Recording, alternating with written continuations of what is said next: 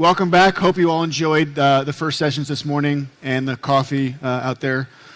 We now continue with a power talk that addresses one of the most difficult but essential elements of economic transformation, the need for bold reforms. Titled Economic Turnaround Through Painful Reforms, this session features valuable insights from a leader who has successfully navigated his country through a period of deep and necessary change. Please welcome Nika Gilauri, former Prime Minister of Georgia and founding member of Reformatics. The session will be moderated by Mike Zafirovski, co-founder of Mastermind 2025, the founder of the Zaf Group, and I think my dad. So, welcome.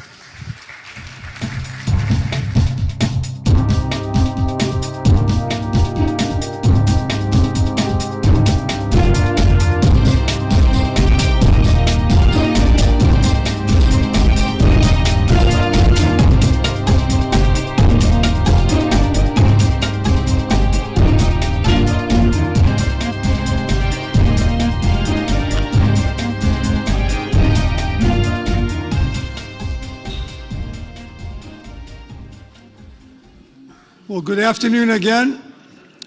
I truly believe this one will be one of the more, maybe I'll say boldly, most impactful sessions for the couple days. I looked at the agenda. Every one of them is spot on.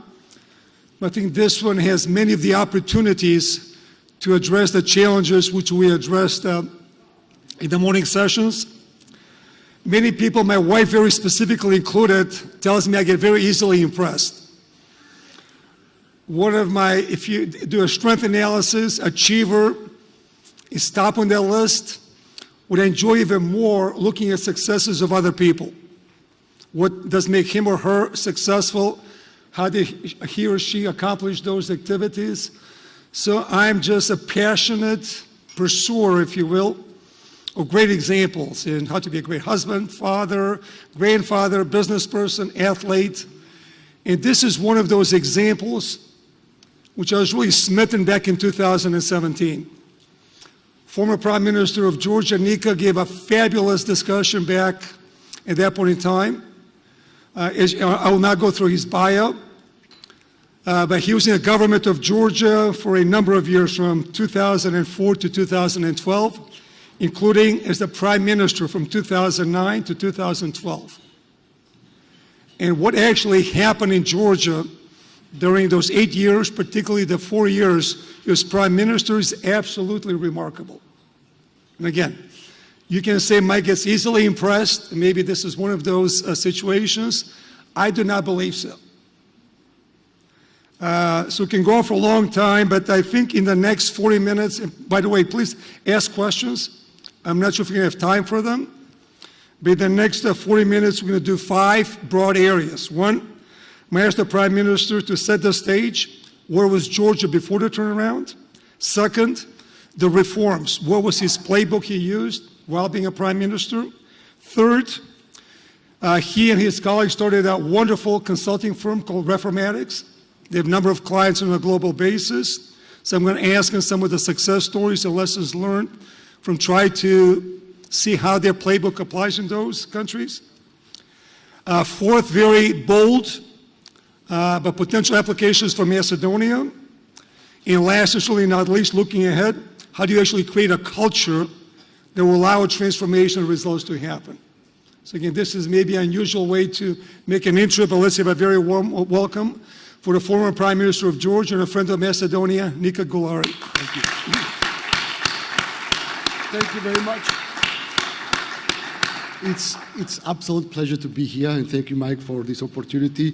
Thanks to the organizers. It's my second time here, and I remember our first meeting in Macedonia. It was very interesting. Many things have changed since then. It's great to be back. Let me start with Georgia's situation before we started the reform. So you can imagine a small country, population of 4 million, quite small economy, very small economy, strategic location, big neighbors, problematic neighbors, no oil, no gas, no natural resources. Are you describing Macedonia? I'm describing Georgia. By the way, back then, Georgia was in much, much worse situation than Macedonia now. On top of everything, we were the world champions of corruption. So it was like, it was a national sport. According to Transparency International, in 2003, they did this global corruption barometer, and out of 130 countries that were surveyed, Georgia was 127th. Only countries behind Georgia were Nigeria, Tajikistan, and Haiti. So if there was a world championship in corruption, we would be like in finals. So you missed the medals. Yes, But not gold, right? Exactly. So I mean, no economic growth prospects whatsoever. Only thing we had was a corridor connecting Caspian oil and gas with a pipeline through Georgia to Turkey and Mediterranean Sea, and that was the only thing that was happening. No private sector, government-led, very bureaucratic government, lots of red tapes. So, I mean, where growth should have come from wasn't to be seen. So then we started the reforms. 2004, new government came. We started reforms. Within 2 years' time, Georgia was in top 40 least corrupt countries within 2 years' time. We did kind of global reforms all across different government sectors. Mostly the idea was to simplify rules and regulations, to create better environment for government employees to do better. We actually created the bonus systems for government employees, for civil servants to try to run government as a corporation, actually, because that was the only way to increase salaries, to attract better people, and to create this kind of KPIs for government agencies, for government employees, for them to get bonuses, bonus systems. So to try to avoid from corruption path. In parallel, we did a huge number of reforms of simplifying rules, simplifying regulations. We decreased number of licenses and permits by 85%. Anything that wasn't essential for healthcare or for security was gone. Not because we didn't need them, but because we believed that at the first stage, fighting corruption and whitening of the economy was the utmost importance. And that's how growth should have come from. Then we did tax reform, which we decreased 21 taxes down to 6, all of them flat, all of them low. And our vision was changed from government-led economy into private sector-led economy. Our philosophy was that Georgia is a small country, is a poor country. We don't have enough finances to create growth. We need growth to come from outside. We need growth to come from foreign direct investments. And FDI is also the key way of technological transfer.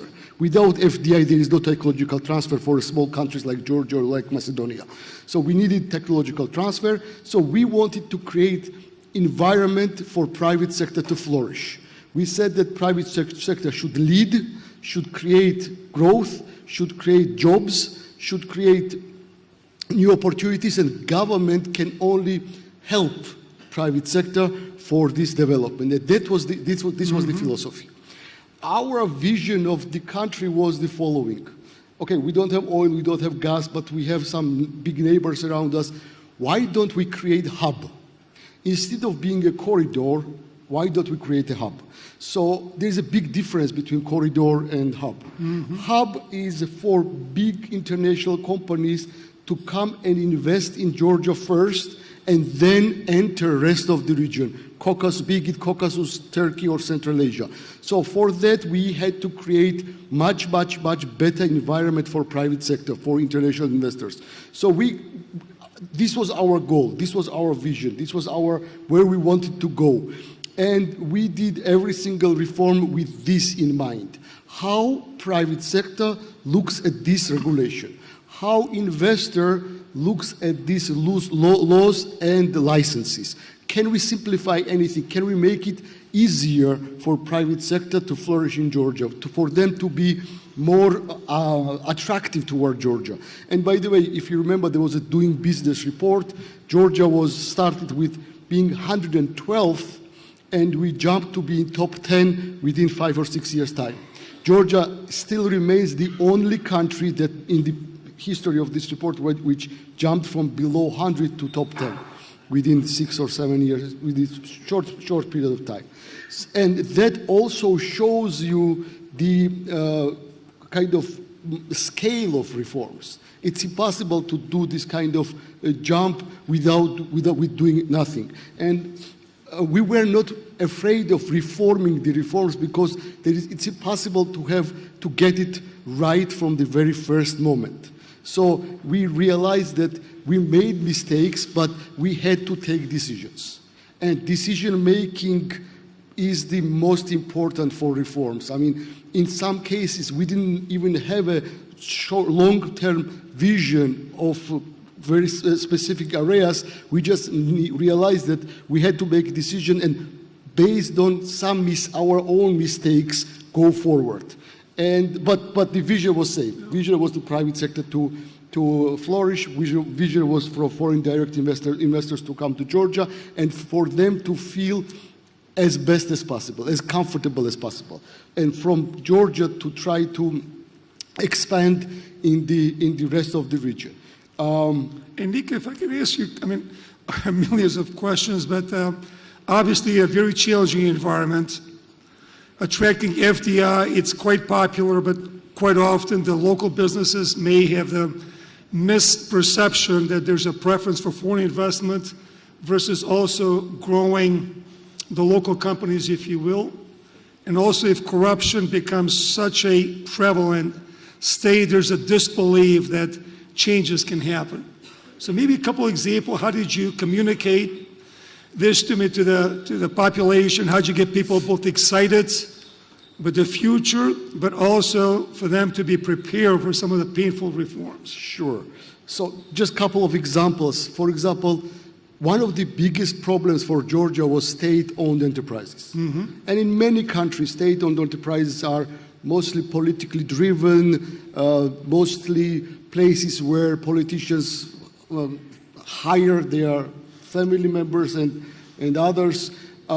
Most inefficient organizations are mostly state-owned organizations. So what we did is we did massive privatization, massive privatization, including healthcare, including energy sector, almost including every sector except a few strategic companies, except railway, oil and gas corporation, and high voltage lines company. Almost everything was privatized and was privatized very openly, and we attracted best possible investors all over the world, from all over the world. Whenever we couldn't privatize, what we did is we required the management to issue Eurobonds on London Stock Exchange. We issued sovereign Eurobonds, and the management of the company was praised based on the difference between Eurobond of sovereign and Eurobond of the sub-sovereign state-owned company. So it wasn't that government was kind of praising the management. It was world financial players were appraising the management's performance. And based on that, the management was either fired or was getting bonuses with the Eurobonds. So it was a total mindset change of the management of state-owned companies. I saw this change within one day. So managing the CEO of the railways was a totally different person on day one before they issued Eurobonds. On day two, after the issuance of the same person, totally different mindset. Yep. Day one, he was ready to accept any member of parliament's phone call and bring their son or daughter to work for railways. But after issuance of the Eurobond, when he realized that he signed some special ratios with the Eurobond holders, that his performance will be managed on Eurobond price, that he will be fired if not fulfilling this Eurobond, his mentality was changed in one day. He now had a tool to say no to corrupt proposals. Until then, politically, he didn't have these tools. So our job was not only to attract best people, but to give them tools to fight against corruption themselves, because sometimes it's very difficult to go against the pressure. So this kind of little bit innovative formulas, providing bonuses and sticks and carrots to top government employees. For example, each government employee had a KPI. So how we were actually running government as a corporation. And I was a CEO. So, for example, Minister of Energy had a key performance indicators based on FDI in energy sector, based on electricity exports, and minimizing our dependence on our neighboring countries. So these KPIs were measured, and based on these KPIs, he was given a bonus. And not only him, but he was giving money to give bonuses to his 5-6 best people. On the opposite, if these KPIs were not delivered, this was a very good ground for firing. 50% of KPIs of every government member was dependent on that particular area. For Ministry of Education, it was PISA scores. For Ministry of Healthcare, it was some healthcare parameters. And 50% was common for everybody. So the government would feel as a team. So the 50% was dependent on government's growth rate, because back then growth was very important for us, and our sovereign Eurobond performance. And these bonuses were given to ministers based on these formulas, their individual plus government's performance. Because government has a very bad tendency. Each minister feels that he is a boss. He's building his own kingdom inside of his ministry, inside of his or her sector. It's like silos. And it's very difficult for the prime minister to make them work together sometimes, unless there are some kind of common goals and common understanding.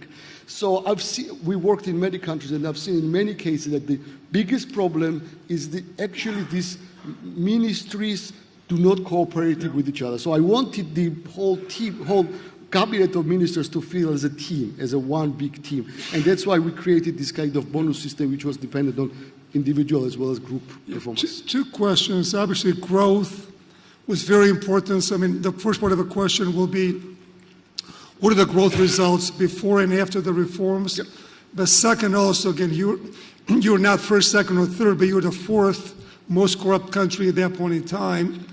Police was being viewed as one of the most significant offenders, if you will, and obviously over-regulation. So maybe a couple examples of what happened with the growth, how did you change the mindset and actually some of the actions you took to not only to decrease the activities, but also reduce even the temptation for the police people to be corrupt. And how did you simplify regulation to bring value to the citizens? Sure. About police, I think this was the most drastic reform, which I wouldn't advise any government to do. We fired every single policeman in one day. Every single traffic. Were they able to apply to rehired? Or? None of, actually we didn't rehire any of them. So for 3 months, Georgia didn't have any one traffic policeman. Wow. And by the way, traffic didn't get worse, it was better. So actually, I don't know.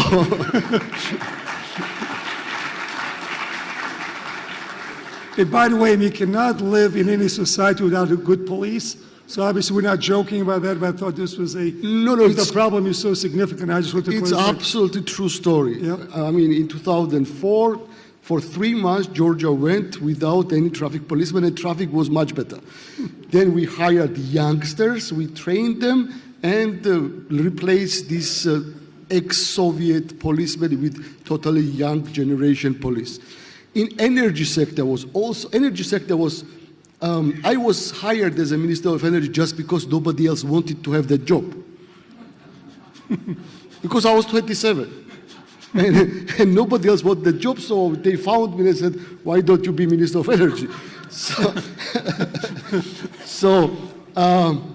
And I was 27, I was ambitious, and I said, why not, I'll fix it. It appeared that the energy sector of Georgia, the only problem that energy sector had was actually corruption. Because we had a blackout all over the country throughout winters. And nobody understood how could we fix that. Apparently, the money was sucked out of the system due to corrupt deals, and that's why there was not enough funding for rehabilitation and for salaries. And all we had to do is just find the way how to, with the checks and balances, and with privatization, with private sector involvement, how to avoid corruption. And just within 2 years' time, Georgia was net electricity exporter. On top of the 24-hour supply, we were actually exporting electricity. We were exporting electricity for many years since then. So there were many interesting reforms that we had to do innovatively, because we were doing it in very fast mode and with mistakes in some cases. But in the end, we gave results. The result was average growth of 8%. Wow. During this period of time. Plus, because of, thank you.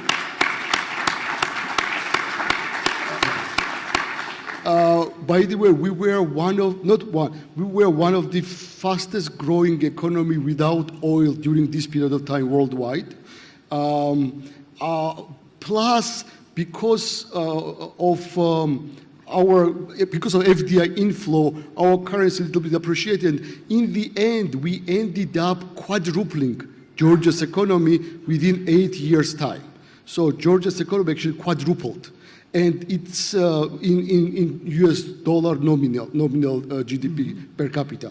So it is possible. For small countries, being a small country has its own advantage. Because if you are a small country, your decision-making can be faster, government can be more efficient, changes can come much faster rather than in big countries. So these advantages were used by our government to its maximum. We would appreciate every single investor, and we would create for investors special care for them, if you want to say, special care, investors care, which felt them comfortable. And word of mouth was the best advertisement for Georgia. Afterwards, these investors who would come to Georgia, they would go around and say that they are feeling comfortable in Georgia and they are making money in Georgia, was our number one advertisement. And I think that has worked quite well as well. One more reform, which I think also was quite important, was so-called Liberty Act. I'll explain what was it. Many investors said that, okay, we like whatever you are doing, we like these low taxes, that fiscal policy and so on and so on, but how do we know that the next government will not do something crazy? So we introduced the constitutional law where we said that taxes cannot be increased by government unless there is some kind of recession where government has to admit that it's a recession, and taxes can be increased only for a few years, and it has to go down below the threshold as it is now. Budget deficit cannot be more than 3%, and budget to GDP cannot be more than 30%.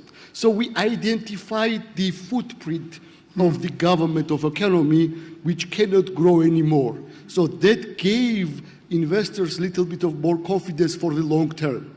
Because Georgia is a new country, is a young country, and investors were not sure about our future policies. So we needed to give them some kind of assurances that this kind of investment-friendly policies, at least regarding taxes, at least regarding government footprint of the economy, will have a long-term impact. That kind of to give them a long-term confidence and long-term comfort.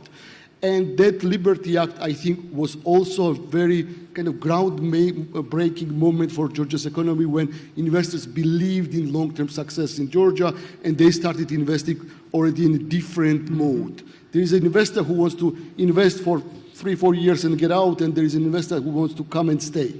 And these are the most important investors. I'm seeing a number of questions. Try to incorporate them. Please keep them coming in. But before moving to the potential applications of Macedonia, two really quick examples. Even one of the audits for the traffic stops, I mean, I thought it really caught my attention when he mentioned that. Make sure that, one, you have new policemen, but at the same time to make sure that some of the tendencies are not coming back. So the audits you used to do when the policemen are stopping vehicles. And second, the one-stop service for the consumers, for the citizens. Yeah, what we did is actually we created a front office of the government. So every government member, every ministry or local government has their own front office, and they are very proud of that front office. They don't want to give that up. But what we decided that bureaucrats are not best service providers. Bureaucrats make decisions. For them, they are the kings, they are the decision makers, so they cannot provide the best service. It's innate for bureaucrats to provide the best service because he's a decision maker. So the citizen is a client, but he's the boss.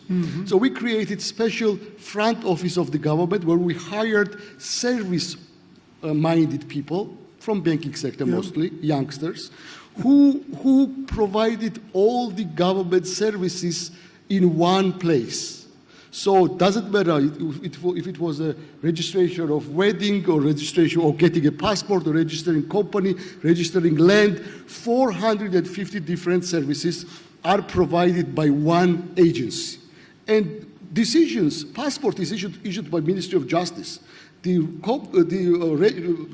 is registered land or by Ministry of Economy, but the interaction with the citizen, interaction with the private sector is done by totally independent service provider, which is a front office of the government. And of course, it was a difficult reform because government members didn't want to give up their own interaction with the government, with the citizens, but we had to do that in the end. And I think it was also one of the most successful reforms that I remember, which gave to us, to government, bigger political credit to do more difficult reforms. So what we did is we kind of did some reforms, gained political credit, and used that political credit to do some more painful reforms, which would give results after 2 years' time. So every reform has its own big political cost at some moment, but it has a huge gain as well afterwards once the results of these reforms are clear to the population. And managing expectations. So snowball effect. It's absolutely. Snowball effect is very important. So kind of creating new vision, communicating it to the population, managing expectations, delivering on some reforms, not all, it's impossible to deliver on all reforms, delivering on some reforms, getting more political credit, and then going for more painful, much more in-depth reforms. It was the approach that we adopted in Georgia, and which was successful for our country. After your role as a prime minister, you became a senior advisor at McKinsey. You started your own firm. Maybe a couple comments of some of your experiences and success stories with countries outside Georgia, Sure. and maybe your initial impressions of how some of your experiences may be helpful to our beloved country here in Macedonia. Sure. So after 2013, we created a new company, Reformatics. Me and my colleagues, actually, most of us are practitioners, ex-members of government, not only Georgia, but from other countries as well. We attracted new partners, ex-prime minister, ex-ministers, ex-heads of agencies, ex-head of tax, head of customs, and so on and so on. Those people who actually did reforms themselves. And so what was our advantage when I was talking to the Prime Minister of Kazakhstan, for example? For him, I wasn't just a consultant. I was an ex-Prime Minister who did all those reforms himself, who understood the problems of prime ministership and who understood the problems of the kind of running the government. And that gave us kind of edge, little bit advantage, vis-a-vis other advisory firms. So we were actually selling those reforms which we did ourselves, which is much easier to sell whenever you did it yourself. So based on that, we created a company which is right now, we have worked in more than 30 countries. We have right now offices in Tbilisi, Baku, Tashkent, Astana, Dubai, Doha, Washington, D.C., whereas we have global office. And we are working mostly on public policy advice, mostly investment attraction, mostly business environment, and actually education policy as well, healthcare, and so on and so on. So we have been quite successful during this period of time. What we see in many governments is that most of the governments of developing countries have very, very similar problems. Most of the governments use 90% of their time for firefighting, whatever is happening on that day. And this is a common denominator for almost all governments all across developing countries. Problems are very similar. Problem is corruption, growth, fiscal policy, FDI. Right now, there is a huge competition amongst governments for attracting FDI. The world is changing, as we can see. Yeah. Liberation Day. World is changing. World is changing, but these kind of changes are good because these kind of changes bring problems as well as opportunities. Mm-hmm. So the governments who will be able to find these opportunities to be more effective, most efficient, to attract FDI, because there's a huge competition on FDI right now all over the world, especially in our region, will be the most successful. We'll have the fastest growth. We'll have the fastest development. We'll transform the country from developing into developed country fastest. So I believe that right now we have a very interesting period which can be used by Macedonia as well. Whichever country will adopt the most efficient reforms for private sector development and for FDI attraction will be the winner. Mm-hmm. Because this process, we are talking about global economic reshuffle. We are in global economic and geopolitical reshuffle. This reshuffle will have its own losers and will have its own winners. Just like every single geopolitical global reshuffle had its own losers and winners. It's like, if you look at the history, it's timeline, it's like every 30, 40 years this is happening. First World War, Second World War, breakdown of Soviet Union. So now it's like 30, 40 years has gone since then. So we are in just another geopolitical and global reshuffle, which will have definitely cause at some moment for some countries to flourish very fast and for some countries to actually, on the opposite, stop growing for some time. Governments will be able to be most efficient. Governments will be able to attract most FDI. Governments will be able to attract most talents, establish better ties, and establish themselves as hubs. Will have a victory. Because of this global reshuffle, there is a need for regional hubs. In the past, there was no need for regional hubs. In the past, there was a kind of global economy, global economic growth, but right now, we most likely will be facing with rather not global deglobalization and more regionalization, which will cause regional hubs to emerge, which will have need for regional hubs. And this was our vision for Georgia. How do we create regional hub out of Georgia? I believe that similar, not one-to-one copying and pasting, but similar vision can be worked out for Macedonia based on its geopolitical situation, based on its geography, based on its being small and being easy and effective to transform. And I think this can be a very, very interesting formula for Macedonia to succeed.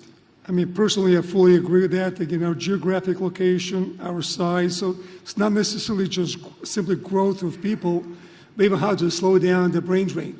Many developing countries really are losing their people to other hubs. Yep. So I really think that is the opportunity.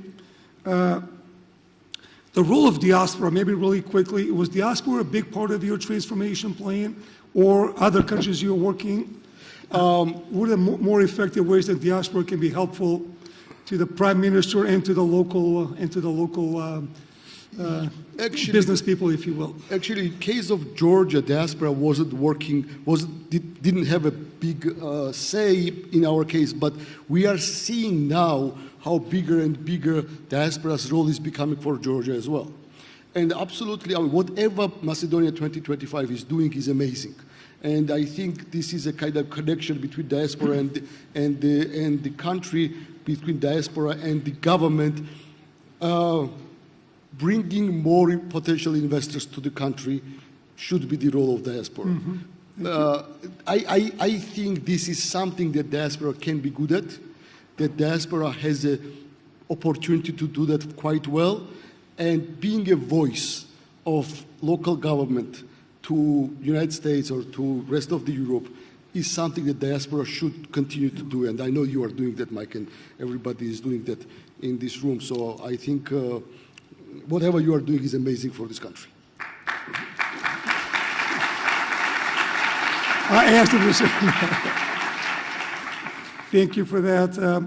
By the way, this is not an advertisement for Nika's company, but again, there's so many questions, and I've tried to address a few of them. But you should go to their website. I mean, they have this wonderful presentation, both in terms of best practices. I mean, nothing is perfect. There's been many changes in Georgia since Nika was prime minister, but I really encourage you to go there, both as a private citizen, as a business person. Again, just many, many wonderful activities. There's nothing we can cover here in 40 minutes, but you're here this morning. You saw, obviously, Victor's and Nikita's talk. You saw the Prime Minister's interview. You can see the challenges facing him personally and the country, but those are not easy times.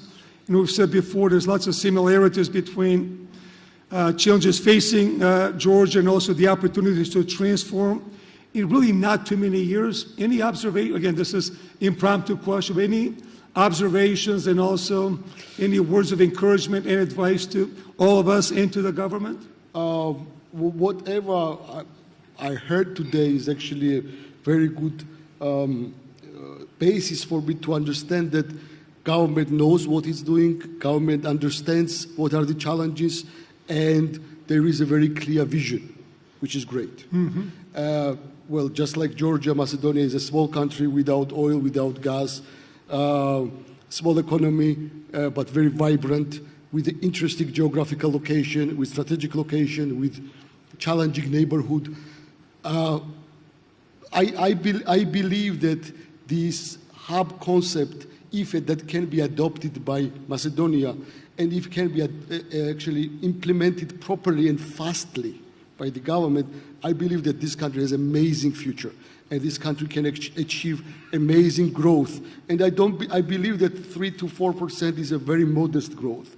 I believe that there is a possibility for, if Georgia could do for 8% growth, why Macedonia couldn't? That's the question mark that we should answer. And I think that absolutely can. 8% growth can be delivered for this country if properly administered this strategy and vision. I mean, just a couple of comments. One of those, again, lots of people, they may not love business or growth on its own. But growth for its own growth's sake is not maybe as easy to understand. But just a couple of comments. If you want to double the standard of living, it is you take 70 by the growth rate. So if you grow 0, you'll never catch up. If you grow 1% a year, it's going to take 70 years just to double. If you're very, very low place, doubling may not be sufficient. If you grow 10% a year, it's only going to take 7. If you grow 5% a year, it's going to take 14%. So 14 years. But it is the mindset of why growth is so important. Whether that's through FDI, whether it's local companies, whether it's efficient governments. So I think that's a part of the encouragement. Just even as one is fighting in the day-to-day challenges, the imperative for growth. Anyway, I thought that's useful just to remind people of that. I'll just add that growth for me is creating larger and stronger middle class. Yep, absolutely. This is why we need growth. This is why we need growth of Macedonia or in Georgia. The growth brings stronger, richer middle class, which means that people are not leaving the country, but all the opposite are coming back, which means that the economy is strong, which means that jobs are creating, which means that people are happy to be here. And that's what growth brings. Thank you. Again, I can go so many places, but I obviously want to stay on time.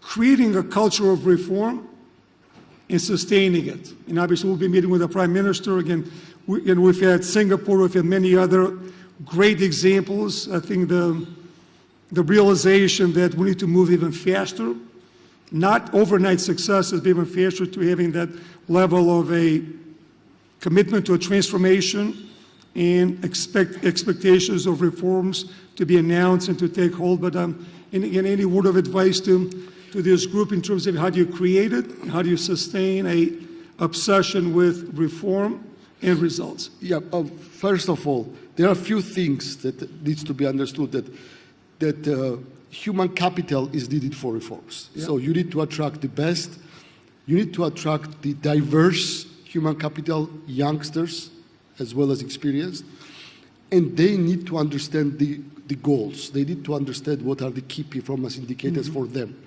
And if they understand that they are drivers of change, and if they are being rewarded every time they bring new interesting changes, they will keep on doing it. So it's impossible for Prime Minister or for ministers to know exactly about everything what needs to be changed. It's actually 2 steps below these people who understand the problems, who understand the red tapes, who understand the bureaucracy, but they need to be motivated for change. Mm-hmm. And they need to bring new ideas, how they are changing their behavior. And if you achieve this process of not only pushing down the change, but actually striving for them to come to ministerial level or to prime ministerial level with the new ideas and being sure that you will be rewarded for these new ideas because this is what you were told, I think this is the culture of reforms and culture of change. That's one. Second, and I always say that, do not be afraid to reform the reform. We have done it so many times. We have made so many mistakes. Reforming education system in Georgia, I was almost fired twice because it had mistakes.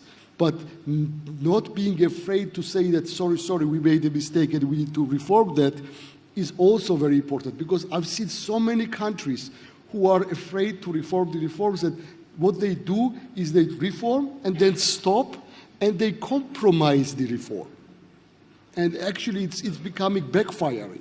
And this reform becomes a kind of a bad word in that country because that didn't work.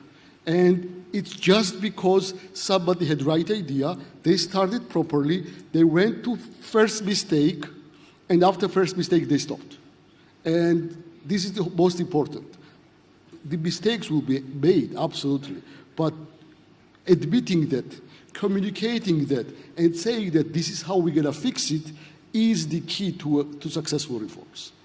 Wow, I cannot agree more with that. The comment I made, think big, start small, move fast.